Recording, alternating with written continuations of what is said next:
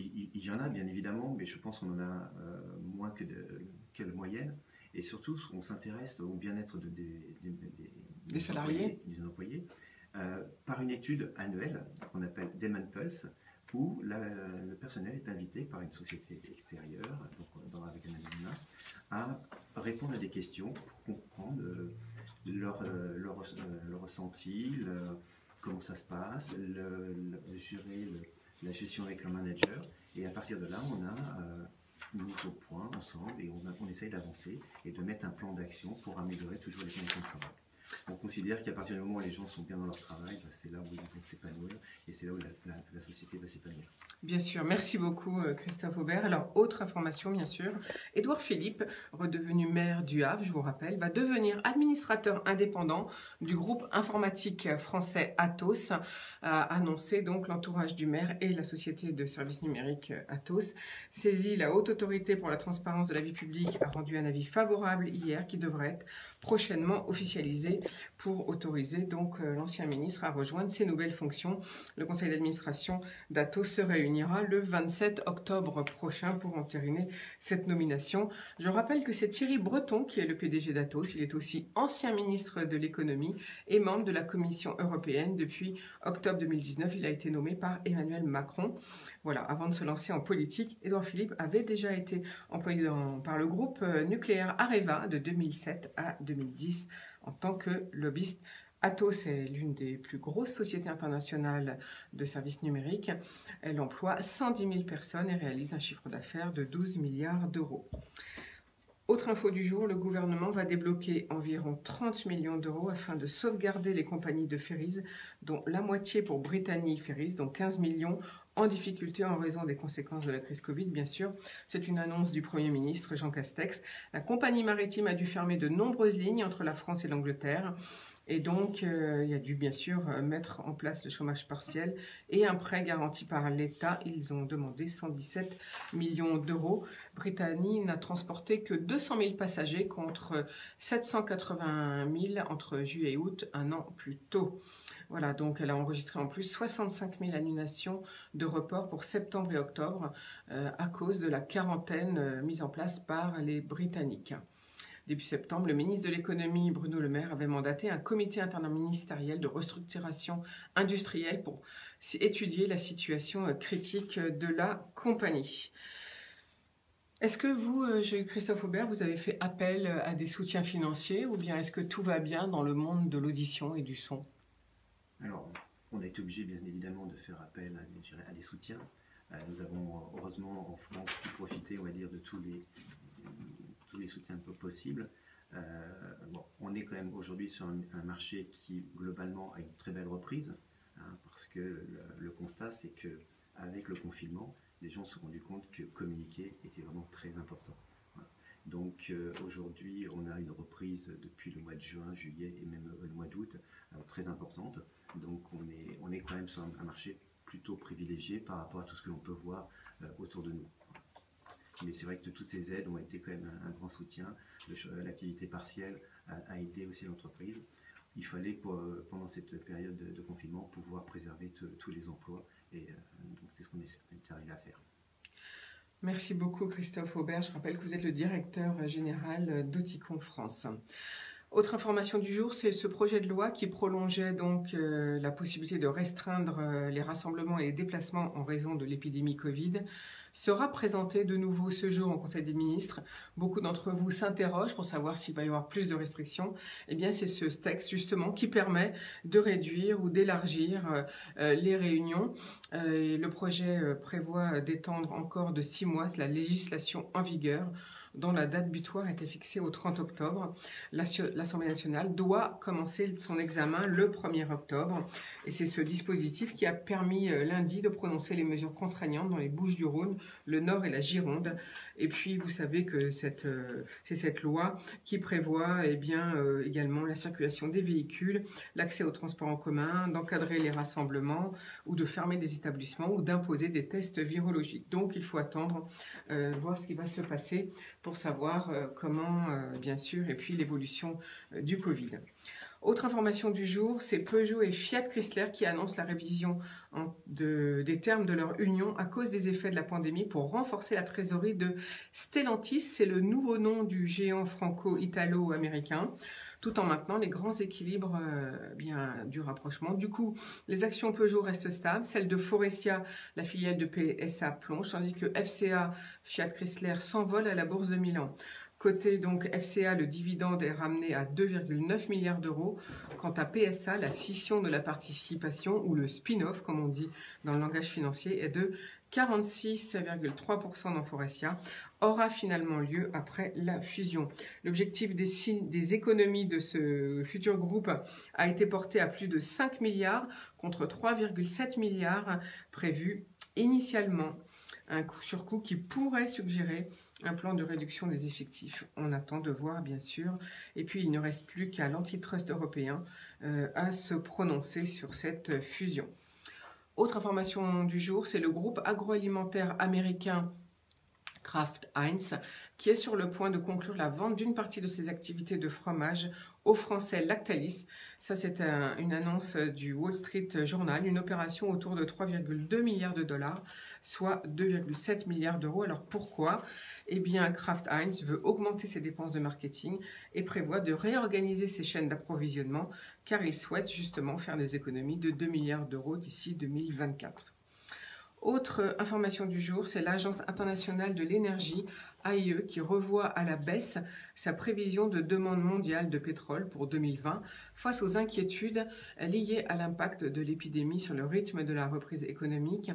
La demande de pétrole devrait se situer cette année autour des 91,7 millions de barils par jour, soit 200 000 barils de moins. Donc la recrudescence des cas du virus, donc du corona, eh bien évidemment, sont autant de facteurs qui nuisent à la demande, tout comme le télétravail, l'aviation, les mesures de confinement. Ça signifie qu'un ralentissement de l'écoulement des stocks de pétrole. Et l'OPEP, l'Organisation des pays exportateurs de pétrole, a également revu à la baisse ses prévisions de demande pour 2020 et pour 2021. Autre information du jour, c'est les États-Unis qui n'ont pas apporté la preuve que le relèvement des droits de douane sur les produits importés de Chine était justifié, a conclu un comité de l'OMC, l'Organisation mondiale du commerce, après une étude de la plainte déposée par Pékin.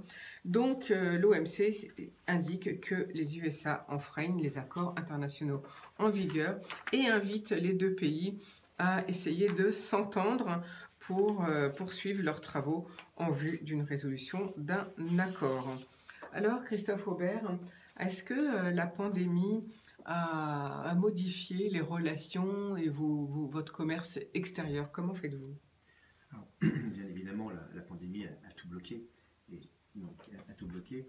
Le blocage des frontières, donc l'approvisionnement, donc ça a posé quand même beaucoup de soucis de logistique et d'organisation. Il a fallu refaire face. On avait, pour la France, on avait anticipé un petit peu, on était sur une période très active, donc on a pu fournir tous les clients, mais c'est vrai que dans d'autres pays, ça a été beaucoup plus problématique, où on s'est retrouvé avec des ruptures de stock, donc, parce qu'on ne pouvait pas transporter tous les produits à cause des blocages des frontières. Donc, comment faites-vous pour juguler, pour contrecarrer ce problème? Ouais, il n'y a pas beaucoup de solutions, hein, malheureusement. Et à l'époque, il n'y a pas de solution. Aujourd'hui, ça s'est rouvert. Donc, au niveau européen, ça circule maintenant normalement? Quasiment normalement. Hein, donc, au niveau européen, on a la chance d'avoir une production qui se fait en Europe. Hein, donc, un développement des produits qui se fait au Danemark. Les sites de production qui sont en Pologne. Donc, aujourd'hui, au niveau européen, on n'a aucun problème. Et nous avons un site de production aux États-Unis, hein, donc, et au Mexique, qui permet d'alimenter tout le continent américain. Toute l'Amérique du Nord et du Sud. Voilà. Est-ce que c'est très important pour votre groupe, les ventes internationales, ou quel chiffre d'affaires ça représente par rapport à l'Europe? Alors, bien évidemment, c'est important parce que le Danemark, on est une société danoise, le Danemark est un tout petit pays, donc bien évidemment... Il faut rappeler que le siège est à Copenhague. Voilà. Donc bien évidemment, la majorité de notre activité se fait à l'export. Donc aujourd'hui, le marché se répartit surtout entre le marché américain, les États-Unis, et l'Europe. Voilà, ce sont les deux très gros marchés. Après, les autres marchés émergents sont bien sûr l'Asie, hein, mais aujourd'hui avec quand même un fort développement, mais beaucoup de retard dans l'adaptation, la prise en charge de perte de l'audition. Est-ce que c'est en Asie, vous dites, donc je rappelle, Christophe Aubert, que vous êtes directeur général d'Oticon, des produits donc pour bien entendre. Est-ce que les Asiatiques s'équipent moins, vous voulez dire, ou est-ce qu'il y a une concurrence peut-être plus forte de produits? Comment ça se passe en Asie? Alors, il n'y a pas de concurrence beaucoup plus forte que dans les autres pays. Je pense que c'est aussi il y a un problème, bien évidemment, économique et culturel. Donc, par rapport à la perte de l'audition. Donc, ça a pris du retard. Aujourd'hui, ça se développe très très bien, mais on s'aperçoit que aujourd'hui, le pourcentage de personnes appareillées est quand même encore très faible. Donc c'est vraiment culturel en fait. C'est surtout culturel. Ouais. Et puis nous en France, on a la chance d'avoir une petite partie peut-être qui est remboursée par la sécurité sociale. Peut-être qu'en Asie, il n'y a peut-être pas de ce type de système. Ça joue peut-être aussi? Ça doit jouer bien évidemment. Alors je reviens juste sur la partie remboursée par la sécurité sociale. Il y a eu quand même un plan qui a été mis en place avec le 100% santé qui aujourd'hui arrive donc à échéance puisque c'était sur 3 ans. Et aujourd'hui, qui a une prise de conscience de la problématique de la perte auditive sur le bien-être des malentendants, sur la qualité de vie et surtout sur la qualité de santé. Donc aujourd'hui, beaucoup de produits peuvent être pris en charge intégralement par à la fois la caisse et par les mutuelles. Merci beaucoup Christophe Aubert. Dernière info du jour, eh bien Amazon a dévoilé ses propres boutiques de luxe en ligne où des stylistes pourront directement présenter leurs créations aux fans de mode sous toutes les coutures. Dans un premier temps, seuls les abonnés du service Prime du groupe aux États-Unis pourront y accéder sur invitation. Et c'est la marque Oscar de la Renta qui est la première à y présenter ses collections 2020 et d'autres suivront dans les prochaines semaines, a assuré le groupe dans un communiqué bien sûr. Ce n'est pas la première fois que le géant du commerce en ligne tente une incursion dans le monde du luxe, mais il cherche cette fois-ci à créer une nouvelle expérience avec des maisons de haut de gamme et des technologies permettant aux consommateurs de voir les créations de tout point de vue en 360 degrés. Les marques pourront contrôler leur propre inventaire et leur sélection et leur prix, bien sûr. Les créations pourront être retournées à l'expéditeur, mais seulement si elles portent encore l'étiquette et que l'emballage est intact. Et la société de Jeff Bezos a bien sûr vu son activité bondir depuis le début de la pandémie et les mesures de restriction que ça a généré. Les consommateurs plébiscitant les commandes en ligne et les à domicile, mais la crise a aussi forcé de nombreux magasins à mettre la clé sous la porte, tandis que plusieurs maisons de couture ont renoncé à participer à la semaine de la mode qui se tient cette semaine à New York, et ça je vous l'avais annoncé avant l'été. Voilà, on va faire notre première pause musicale, on se retrouve dans quelques secondes, à tout de suite. Vous êtes sur IDFM Radio Engagement. Le truc, c'est podcast sophrologie, peur des transports en même, quoi. On l'a déjà mis, ça. C'est pour le vendredi, donc c'est pas aujourd'hui. Ouais, mais ça, on l'a déjà mis, ça. Mais t'es pas dans le bonjour. Ah, si. Mais non. On est combien? On est le 16. Et alors? Ah, bah mince. Non, je peux... Non, ça, on met pas. Oui, mais c'est vachement important. Tu prends le micro. Parce qu'en plus, vous avez une petite voix. D'accord. Vous n'êtes pas sourd, alors. Comme ça, les gens s'équipent plus facilement derrière. C'est un outil de vente. Voilà.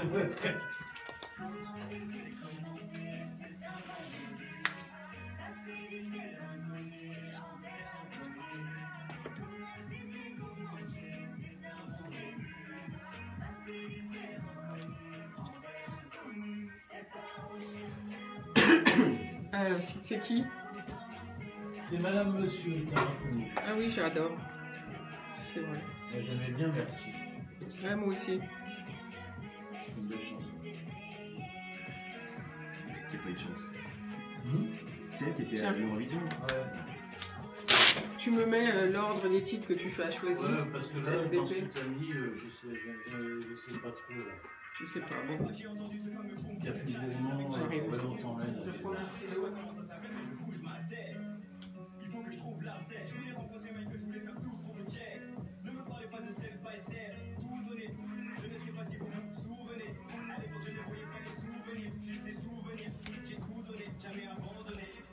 C'est mal. Donc là, on attaque sur les produits maintenant. On attaque non, d'abord le groupe, après les produits. Sur le fait de l'importance de bien entendre, on va peut-être commencer par ça. Sur le groupe, comme vous voulez. On verra. D'accord.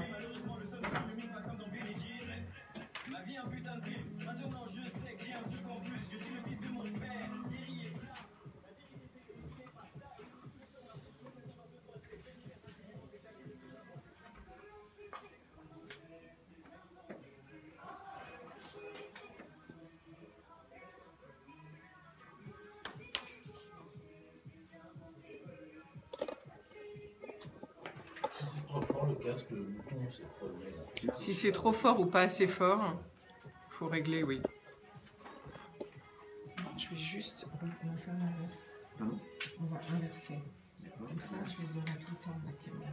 Ok. Là, c'est bon? Ouais, comme ça, j'ai juste à tourner. Et voilà. Attention. Tu peux faire.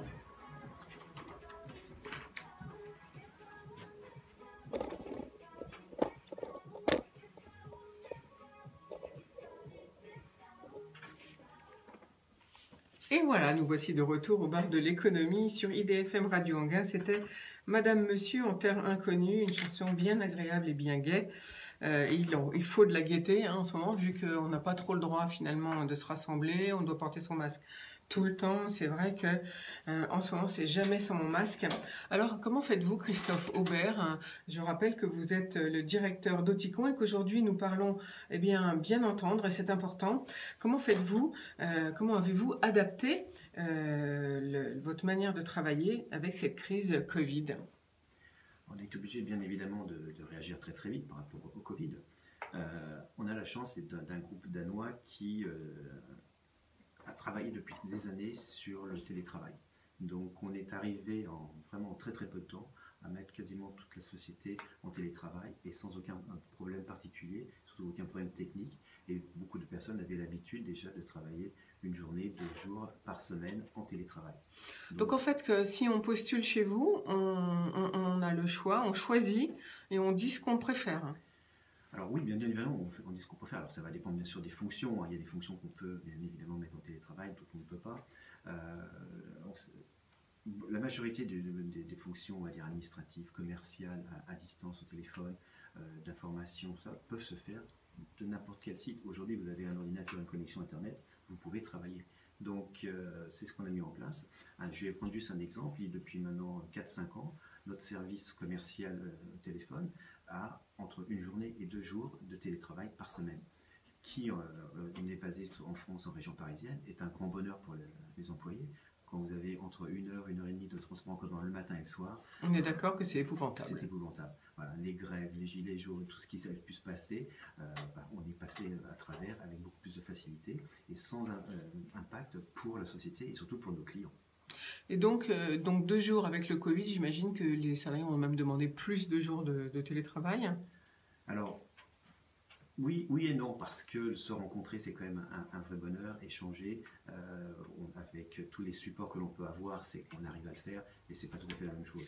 On vient de refaire notre première réunion commerciale en présentiel, bien sûr avec toutes les distances, avec toutes les précautions qu'on a dû prendre, mais on a vraiment vu que tout le monde était heureux de se retrouver. Donc, le digital, oui, c'est une solution, ça aide énormément, mais ça ne remplace pas, on va dire, le présentiel. Donc on peut dire quand même que Oticon est en avance, parce que ça fait 10 ans que vous avez mis le télétravail en place. On peut dire que vous êtes en avance finalement sur la majorité des sociétés françaises. Je pense que par rapport à la majorité des sociétés françaises, oui, on est très en avance. La base de tout ça, c'est quand même la confiance. Donc la confiance entre les salariés, les employés. On est là pour faire un travail, on a une mission et chacun doit le faire.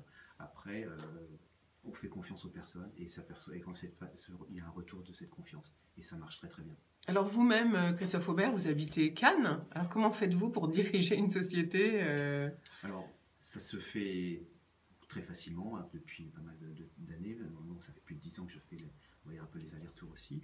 Mais aujourd'hui, comme je viens de vous le dire, avec des réunions téléphoniques, avec des Teams, avec tous les supports, on fonctionne très très bien. C'est une organisation. Et puis, bien évidemment, il faut du temps aussi présentiel pour être sur place et puis avec du personnel aussi qui est sur Paris, qui eux vont pouvoir aussi gérer le quotidien. Alors vous faites aussi des réunions par vidéo, j'imagine? Oui, vidéo. Donc auparavant, c'était à demander des supports techniques importants. Aujourd'hui, je vous dis, sur le téléphone, vous faites votre réunion Teams et donc sans aucun problème. Donc vous pouvez être n'importe où. À partir du moment où vous avez une connexion ou du réseau, on arrive à mettre en place ces réunions. On arrive à bien gérer et à faire confiance à ses salariés, comme vous avez dit, tout est sur la confiance. Tout est basé sur la confiance et c'est la base d'un... Alors, donc, Oticon fabrique des appareils auditifs. On va un petit peu, bien sûr, détailler certains produits. D'ailleurs, vous en avez apporté. Je vais les montrer à la caméra pour ceux qui nous suivent via Facebook, parce que c'est important, la miniaturisation. Alors, vous travaillez, finalement, vous dites que vous travaillez sur le son, parce que, bien entendre, maintient le cerveau en forme. Oui, alors depuis maintenant pas mal d'années, on a prouvé l'impact de perte d'audition sur l'état de santé de la personne. Il y a différentes études qui ont été menées et aujourd'hui on s'aperçoit qu'une non prise en charge d'une perte auditive entraîne une accélération du vieillissement cognitif. Donc qui dit vieillissement cognitif dit après dépendance, démence et ainsi de suite. Donc une prise en charge le plus tôt possible est vraiment primordiale. Donc il y a une prise de conscience aussi du gouvernement, puisque la mise en place du 100% santé va dans ce sens-là, où on va essayer de pousser les personnes à tester leur audition, à aller essayer des appareils. Aujourd'hui, vous avez la possibilité de faire un essai pendant un mois, de voir ce que ça donne. Donc, pourquoi? Parce qu'on sait très bien qu'il faut casser toutes ces images négatives sur les aides auditives, sur la surdité, ainsi de suite. Pourquoi? Parce qu'il y a un impact important sur l'état de santé. Bien sûr, et puis sur la sociabilité, c'est sûr que quand on n'entend pas, on se met en retrait finalement, et que ce soit pour travailler ou pour dans sa vie privée finalement, c'est très, très ennuyeux. Alors, ça concerne à peu près 500 millions de personnes à l'échelle mondiale, c'est donc un gros marché, le marché de l'audition, du son. Oticon réalise, ou le groupe, 2 milliards de chiffres d'affaires. Expliquez-nous un petit peu la structure. Alors, c'est un groupe qui est vraiment dédié à l'audition. Donc, c'est un groupe qui est l'origine d'Oticon. Alors, on dit Oticon. Oticon. C'est danois, donc voilà, on va dire Oticon.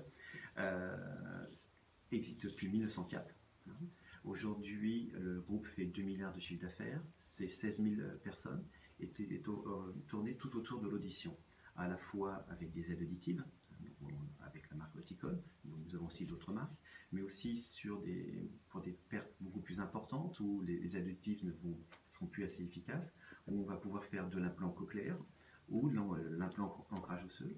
Et puis on a aussi, pour arriver à régler ces appareils et à mesurer l'audition, on a toute une division diagnostique qui va travailler donc avec les audioprothésistes, mais avec les médecins ORL. Alors parlons des enfants, puisque en plus aujourd'hui on est mercredi, c'est le jour des enfants. Qu'est-ce que vous faites plus particulièrement pour eux, puisque vous avez lancé des aides auditives, deux, une qui s'appelle OPN et l'autre Exide, pour reconnecter les enfants. C'est-à-dire l'implant cochléaire, c'est ce qu'il y a de plus, finalement pour les malentendants les plus profonds, j'allais dire. Alors que sinon il y a des mesures. D'ailleurs vous avez apporté aujourd'hui quelques appareils. Peut-être on peut montrer à la caméra l'appareil le plus petit. Alors là vraiment, ça c'est pour adultes tout comme pour enfants. Ouais, ça fait la taille de l'ongle de mon petit doigt, on va dire. Vous voyez à côté d'un doigt. Donc voilà, de mon petit doigt, c'est la taille donc ça c'est pour les tout petits conduits auditifs. Alors c'est pour des types de pertes. Voilà. Ça va surtout aller plutôt pour des adultes, parce que c'est quand même assez fragile, c'est personnalisé, c'est fait sur mesure et ça va se mettre à l'intérieur du conduit auditif. Donc c'est pour certains types de pertes. Après, mais en fonction de la taille du conduit, la perte auditive, on pourra le faire ou pas. Le produit les plus utilisés sont aujourd'hui ce qu'on appelle des RIT, c'est-à-dire donc des appareils qui vont se mettre derrière l'oreille avec l'écouteur qui va aller dans l'oreille. Voilà. Et aujourd'hui, à l'intérieur de ce produit, donc là c'est un OPN de chez Oticon, on a vraiment un bijou de technologie. C'est comme un micro-ordinateur finalement. C'est presque, oui, c'est plus Encore puissant, plus sophistiqué. sophistiqué. Aujourd'hui, il va communiquer, donc celui-là, c'est une version rechargeable, il va traiter le son en temps réel, et surtout la prouesse technologique, c'est que c'est sur une petite pile. Alors ici, c'est une batterie lithium-ion qui va se recharger, mais donc on a une tension qui est très limitée. Donc arriver à faire fonctionner tout ça sur une petite alimentation, ce sont des prouesses technologiques régulières. Bien sûr.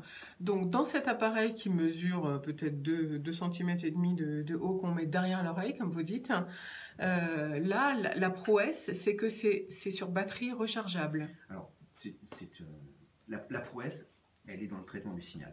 Elle est dans l'audiologie, dans l'adaptation que va faire l'audioprothésiste et la personnalisation que va faire l'audioprothésiste de ses produits à chaque personne. Chaque personne est différente. Est unique. Est unique.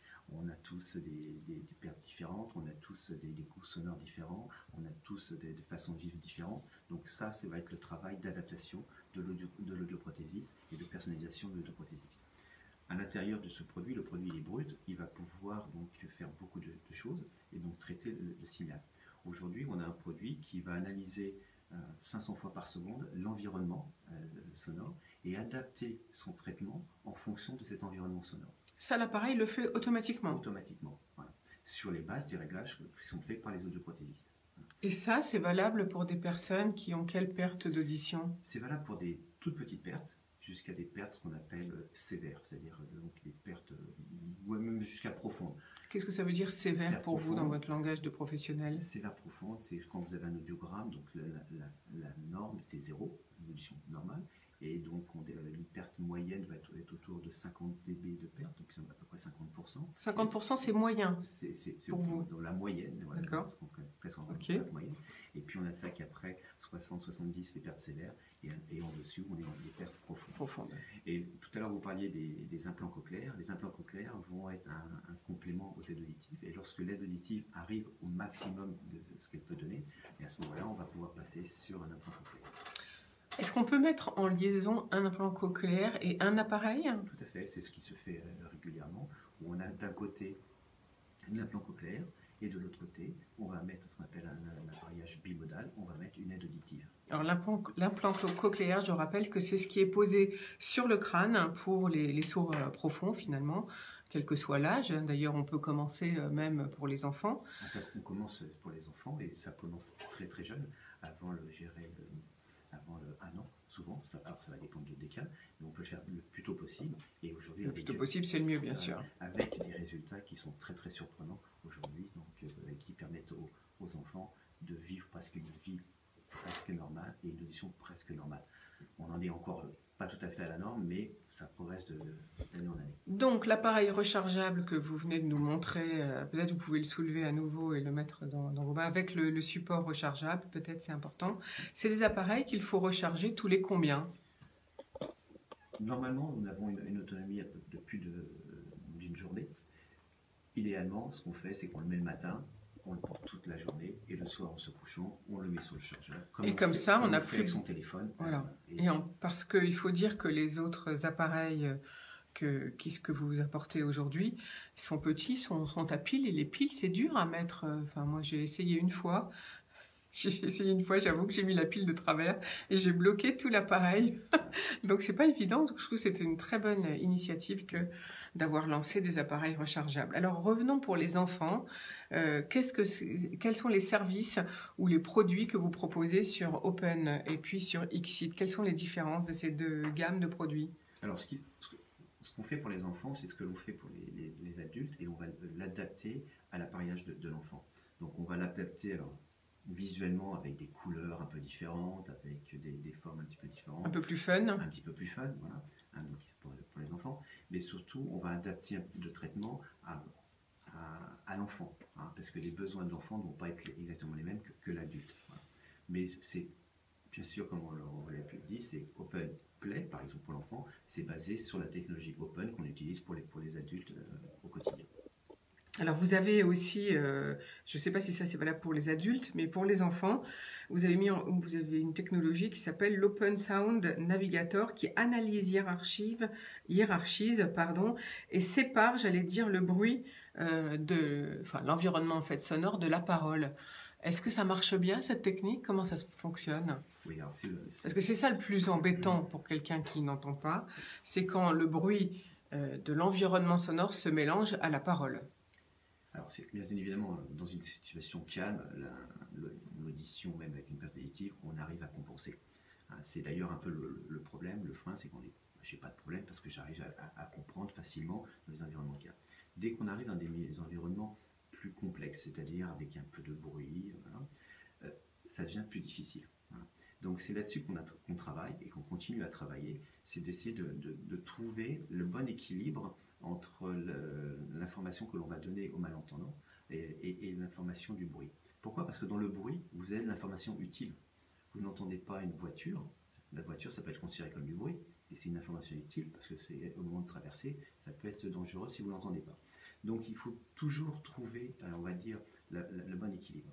Et là, une dernière étude a montré qu'en fin de compte, il faut donner, contrairement à ce qu'on pensait depuis des années, où on travaillait beaucoup sur les technologies traditionnelles, on travaillait sur la directivité pour donner l'émergence de la parole et enlever le bruit. Il faut faire exactement l'inverse. C'est ce que l'on fait nous depuis pas mal d'années, et aujourd'hui une étude le prouve, c'est qu'il faut faire confiance au cerveau. Il faut donner au cerveau toute la scène sonore. C'est lui qui va pouvoir analyser et focaliser sur la bonne information. Donc finalement, vous dites qu'il faut quand même garder le bruit de l'environnement et enfin. Il faut le garder, il est utile. Vous êtes dans un milieu bruyant, vous êtes capable, vous, de vous focaliser sur l'information utile. Donc on est dans un restaurant, c'est à nous, même si on n'entend pas bien, de se focaliser sur les personnes autour de nous. Si vous êtes bien entendant, c'est ce que vous faites. Le malentendant a les mêmes capacités, son cerveau a les mêmes capacités. Donc il faut lui donner, si on ne lui donne pas toute l'information, le cerveau ne peut pas fonctionner de façon optimale et n'aura pas la possibilité de s'orienter et de se focaliser. Donc l'idée, c'est de donner le maximum d'informations, avec bien sûr des réducteurs de bruit pour atténuer un petit peu, mais le maximum d'informations pour laisser le cerveau. C'est tout le concept brain hearing que nous développons depuis maintenant plus de 10 ans pour pouvoir mettre des aides auditives qui vont aider le cerveau à travailler. Et avec EPN, on a la première aide auditive où ça a été mesuré avec des mesures EEG qui aident le cerveau et qui aident le cerveau à se réorganiser. Le meilleur système, c'est le cerveau. Donc à nous de lui donner les éléments pour bien travailler. Alors, autre innovation, j'allais dire, c'est qu'avec vos appareils, que ce soit pour les enfants ou pour les adultes, plus d'effet Larsen. Oui, mais maintenant, il y a quelques années où on n'a plus d'effet Larsen. On a des systèmes aujourd'hui qui vont permettre d'enlever le Larsen avant qu'il apparaisse. Donc aujourd'hui, on permet aussi d'avoir des appareillages qui vont être un petit peu plus aérés, moins obturants, parce qu'on n'a plus ce problème d'effet Larsen. Un appareil qui siffle, aujourd'hui, ça ne doit plus exister. Alors parlons, on va faire une petite pause respiratoire musicale, si vous voulez bien, Christophe Aubert. Et puis on revient dans quelques minutes pour parler maintenant des gammes plus adultes.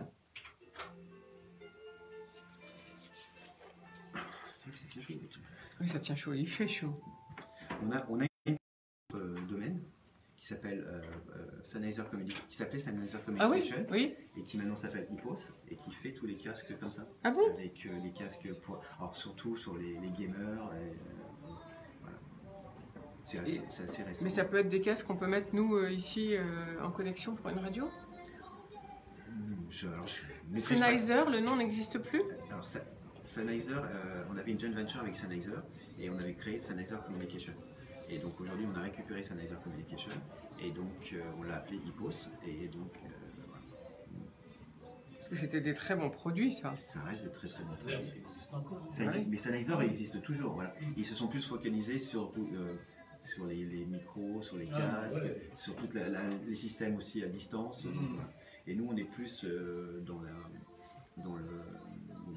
le gaming, dans les casques réducteurs de bruit. Est-ce qu'on peut parler après, à la fin, des autres activités? Non, vous ne savez pas très bien le truc. Bon. C'est assez récent, ça fait 1 an qu'on l'a intégré chez nous, mais on a encore des locaux séparés parce qu'on a un problème de locaux. d'expansion, voilà. Et puis avec le Covid, on s'est posé là pas mal de questions, on a dû prendre des nouveaux locaux, et puis ça s'est pas fait, donc voilà. Mais non, c'est des belles technologies aussi. Il faudra revenir m'en parler dès que vous serez prêt. Ouais. Ipsos ou Hippos? Hippos. Hippos, c'est ça, j'ai noté. E-P-O-S. Ah, E-P-O-S. Sinon, il faudrait m'envoyer, il faudrait donner mes coordonnées Ouais, je vais leur donner. et leur dire de me contacter, Ouais. puis je les passe à l'antenne. Même Sennheiser, si vous savez qui joindre. Alors ça sera plutôt avec mon collègue qui gère. Ouais. Si vous pouvez lui donner mes coordonnées. On verra. Et alors là, ils ont eu une expansion pendant le confinement, parce qu'ils C'est font tous les sûr. casques aussi pour Bluetooth, Ordinateur, tout. et donc casque micro. On travaille surtout avec des casques micro. Et ce que j'ai appris, c'est que par exemple pour les gamers, ils ont tous des casques avec fil, parce que les connexions Bluetooth ralentissent trop, gérer la communication, et ils perdent du temps pour jouer. Et, Ouais, c'est la deuxième fois. donc ils veulent quoi, des Wi-Fi? Et non, ils travaillent passer au les fil. mêmes morceaux, C'est quoi. encore le Ah. plus rapide. Il y a des- En l'espace de un quart d'heure. Qu'est-ce qu'il y a? Des coupures? Qu'est-ce que tu dis là? J'ai pas passé ça. Vous passez les mêmes morceaux que moi en l'espace des fois d'une On demi-heure. va pas le d'un quart savoir, d'heure. Christophe. Au Tu revoir. l'entends? Mais non, mais quoi mais non, mais j'explique juste Mais on gentiment. reprend, on reprend. Ah, d'accord. On ne peut pas le deviner. Hein.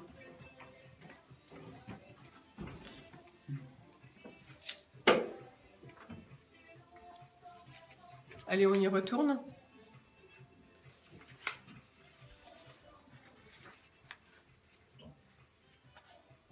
C'est la fin.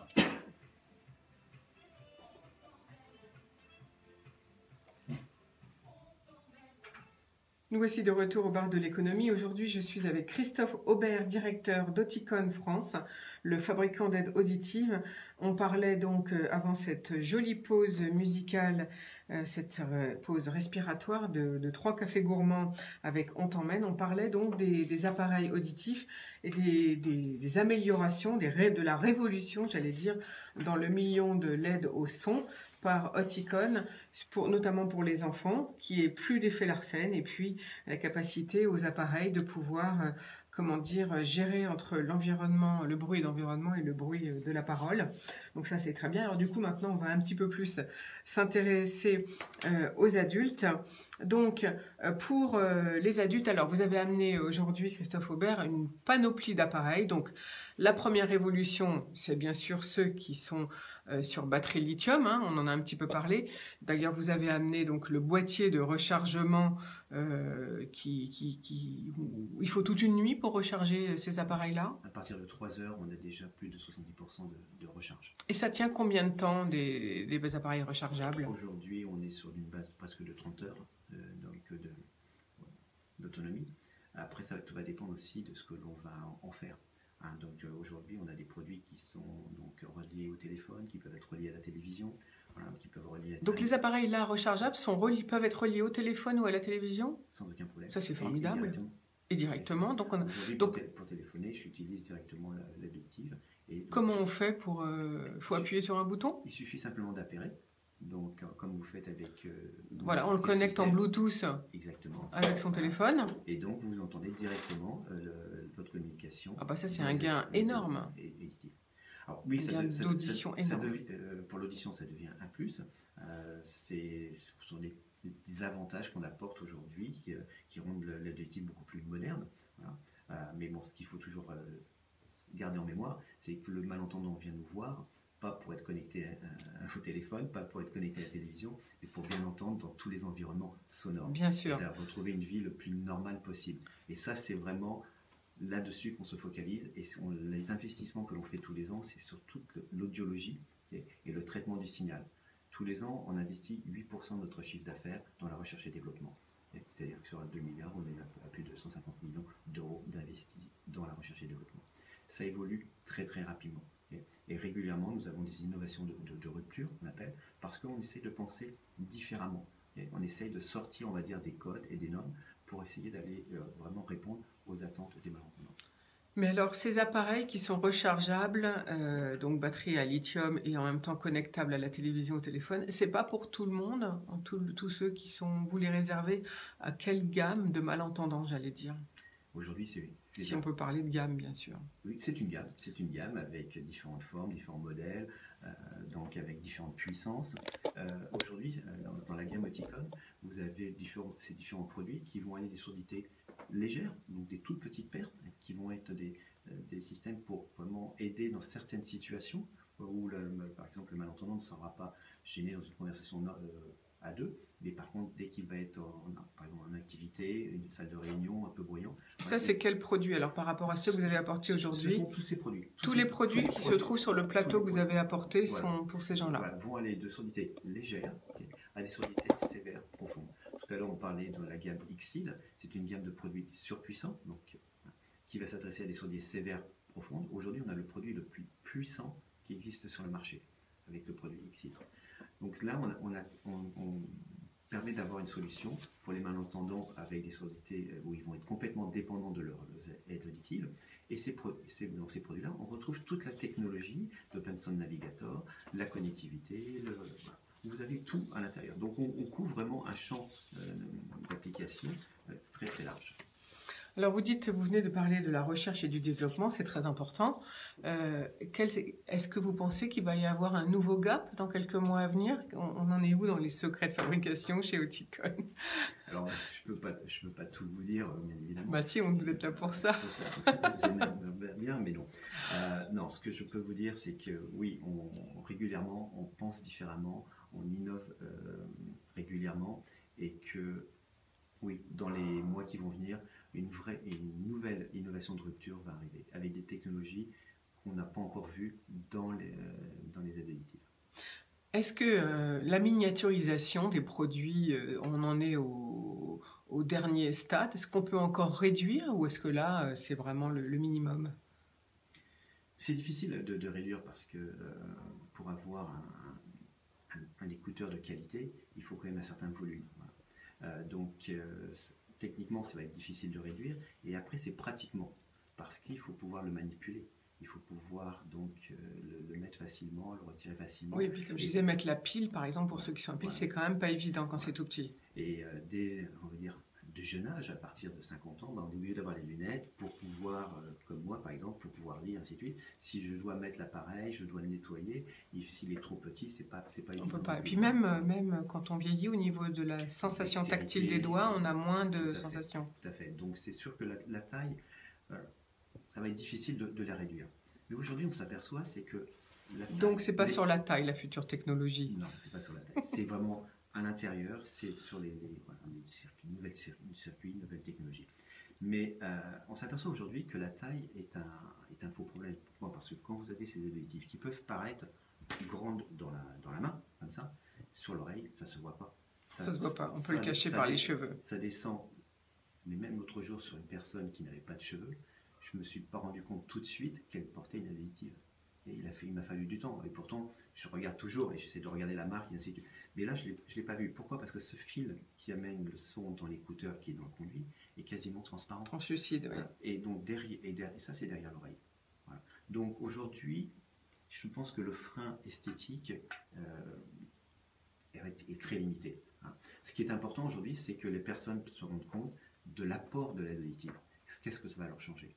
Ça va leur changer la communication, ça va leur changer la vie. Et puis on s'aperçoit qu'aujourd'hui, pour la santé, c'est important de se faire appareiller le plus tôt possible. Alors, est-ce que tous les appareils que vous faites en ce moment sont, comme vous avez dit, connectables au téléphone ou à la télévision, ou est-ce qu'il y a seulement certaines gammes? Aujourd'hui, la connectivité est, je crois, quasiment dans toutes les gammes. Avec la nouvelle norme de 100% santé, on a revu complètement une gamme. On a un système en France, par cette législation, qui favorise les malentendants, qui leur donne accès à des produits de qualité. Aujourd'hui, le produit qu'on pourrait mettre en entrée de gamme théorique par rapport à ce que on doit proposer sur le marché français, c'est un milieu de gamme dans la majorité des autres pays européens. Donc aujourd'hui, le malentendant en France a accès à des très bons produits. Voilà. Donc c'est pour ça qu'il ne faut pas hésiter. Il y a une nouvelle réforme qui permet d'aller voir les audioprothésistes, l'obligation de faire un essai pendant 1 mois et de se rendre compte des avantages que ça peut leur apporter. Parce qu'il y a toujours un petit temps d'adaptation, de réglage, de personnalisation qui est fait par l'audioprothésiste. Hein, mais il ne faut plus hésiter. Il faut y aller. il n'y a pas d'investissement, l'essai étant gratuit. Et à partir de là, les malentendants vont pouvoir se rendre compte des avantages que ça lui apporte. Alors, il n'y a pas de boutique Oticon, donc comment fait-on pour trouver vos produits? Qui vend vos produits, Christophe Aubert? Alors, Oticon est une marque d'aide auditive, pas une marque de distribution d'aide auditive. On travaille avec tous les réseaux aujourd'hui. Il suffit simplement d'aller sur le site oticon.fr et de chercher un audioprothésiste. On peut vous conseiller des audioprothésistes ou tout simplement sur les pages jaunes de Google, vous trouvez un audioprothésiste, vous demandez d'essayer les produits de la marque Oticon et la majorité des audioprothésistes, nous travaillons avec eux. Donc, on n'a pas de difficulté à trouver vos produits. Le tout, c'est d'avoir un bon audioprothésiste. Par contre, ça, c'est important, j'imagine. C'est primordial, parce que là, on parle beaucoup de produits. Le produit, il est brut. Il a beaucoup de possibilités, mais beaucoup de bonnes possibilités comme beaucoup de mauvaises possibilités.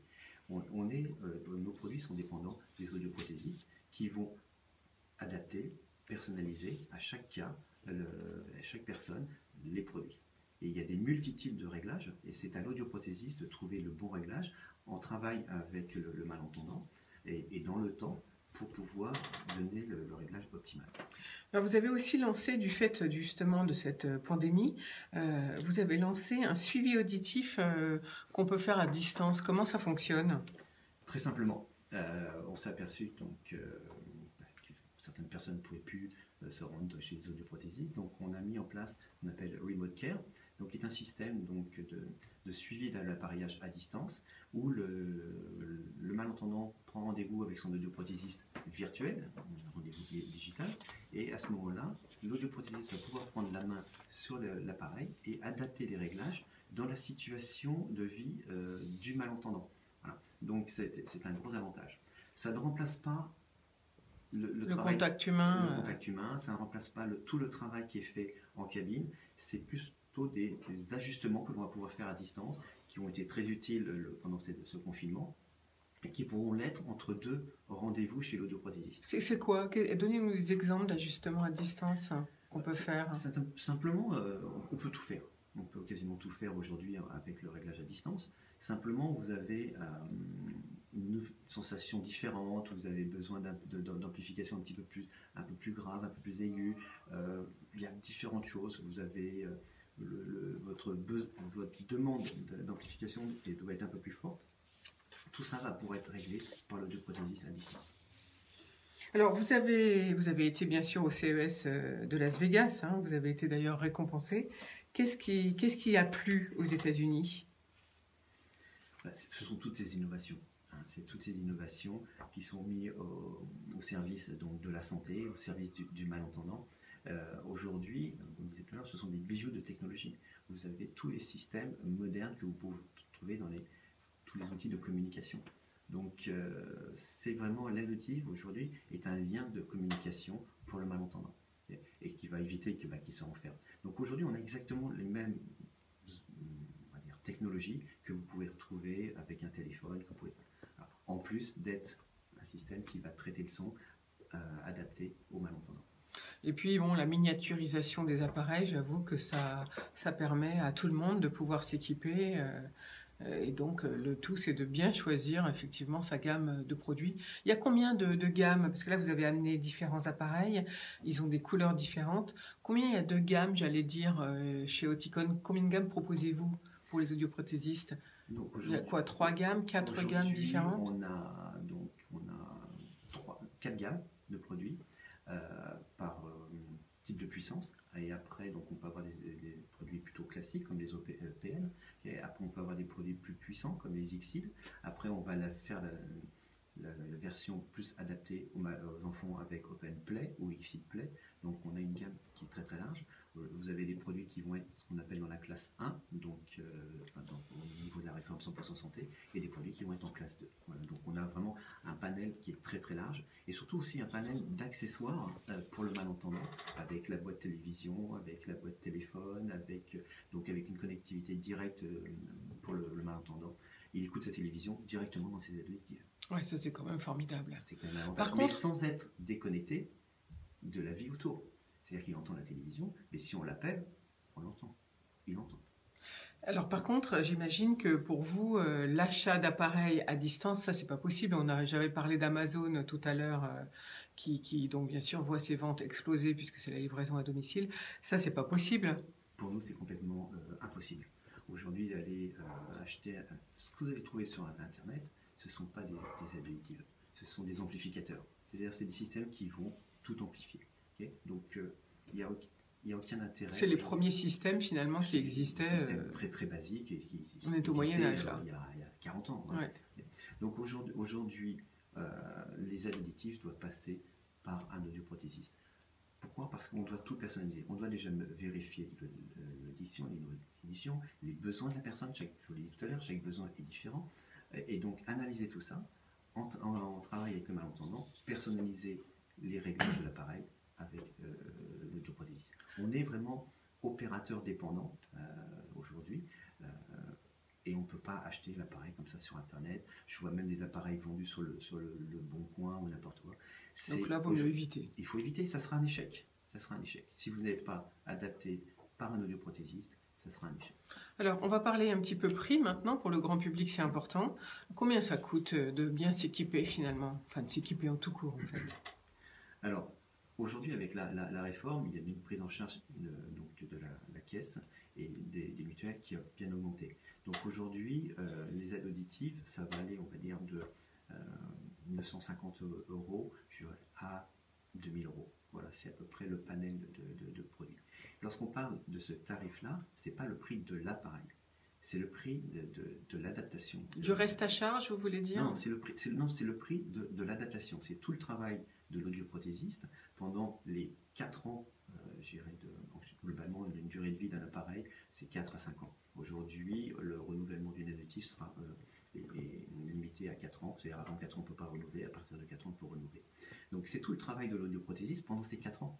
Pourquoi? Parce que les réglages ont évolué, le suivi est régulier. Aujourd'hui, avec la réforme, il y a un rendez-vous qui est programmé tous les trimestres avec le malentendant. Et tout ça est inclus dans le prix de l'appareil.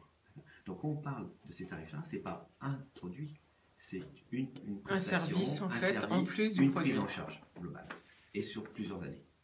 Merci beaucoup Christophe Aubert. Qu'est-ce qu'il faut vous souhaiter pour le futur ou quels sont vos objectifs? Qu'est-ce que vous envisagez en tant que directeur général d'un groupe qui aide à l'audition à bien entendre et qui fait donc 2 milliards de chiffre d'affaires. Je rappelle que le siège est à Copenhague. Alors, ce qu'on peut souhaiter, je vais parler plutôt du marché français, c'est aujourd'hui avec la rentrée, les bonnes résolutions, c'est que déjà la majorité des malentendants prennent conscience de leurs problématiques et surtout n'hésitent pas à les faire contrôler leur audition. N'attendent pas trop longtemps. Régulièrement, j'entends « Ah, si j'avais su, j'aurais fait beaucoup plus tôt. Ah, mais je ne pensais pas que c'était aussi performant. Ah, je ne savais pas que c'était autant de technologie. Ah, je pensais que ça coûtait beaucoup plus cher que ça. » Donc, n'hésitez pas. C'est la rentrée, c'est les bonnes résolutions.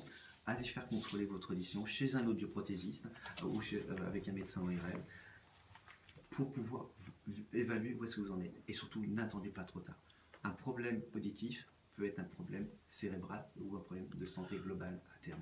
Et en plus, avec les masques, alors déjà, nous, les bien-entendants, on a du mal à comprendre avec les masques. Alors j'imagine, ceux qui n'entendent pas bien, comment ça doit être difficile. Merci en tout cas, Christophe Aubert, d'avoir été avec nous ce matin et de nous avoir parlé de l'importance du bien-entendre et puis justement de pouvoir fournir une bonne scène sonore intégrale puisque votre groupe fabrique les aides auditives les plus performantes du marché.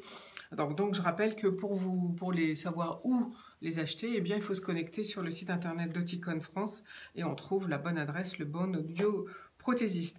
Oticon.fr, OTICON.fr et vous trouvez toutes les informations. Voilà, et puis si en plus vous êtes intéressé pour travailler dans le groupe, eh bien vous contactez Christophe Aubert directement sur le site. On va tout de suite passer à notre chronique hebdomadaire Comprendre le monde. On retrouve Pascal Boniface qui s'entretient avec Hubert Védrine, donc le monde vu par Hubert Védrine. Je vous souhaite moi une très belle journée. Demain vous retrouverez Dominique Flora et moi je vous retrouve bien sûr vendredi matin. En attendant, bonjour Pascal.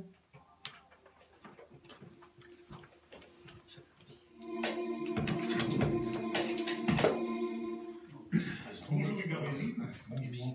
Alors, vous êtes